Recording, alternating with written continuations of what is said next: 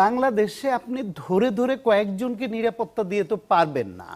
এই যে আওয়ামী লীগের 16 বছর সারা দেশে নিজেরা নিজেরা যে গোলাগুলি করেছে, সেই অস্ত্রগুলি কোথায়? তাদের হাতেই আছে। তারা পালিয়ে গেলে অস্ত্র নিয়ে যায় নাই তো, এইখানে আছে। এই যে তাদের হাতে অবৈধ প্রচুর টাকা আছে, সেটা আছে।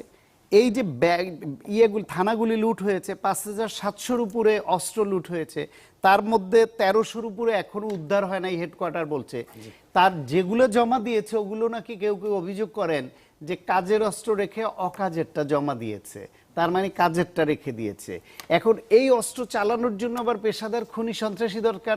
জেল থেকে প্রচুর সন্ত্রাসী বের হয়ে গেছে, তাদের আপনি গ্রেফতার করেননি অভিযান চালিয়ে।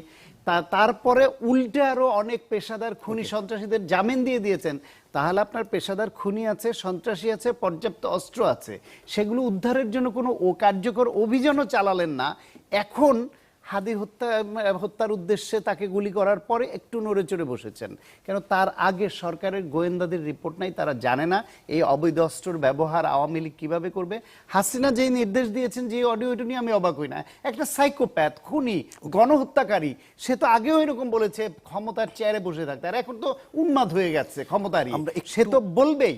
কিন্তু সেটা প্রতিরোধ করবার জন্য সরকারের ব্যবস্থাপনা কেন এত ঢিল লয় এবং একেবারেই অনুপস্থিত ছিল? ওকে।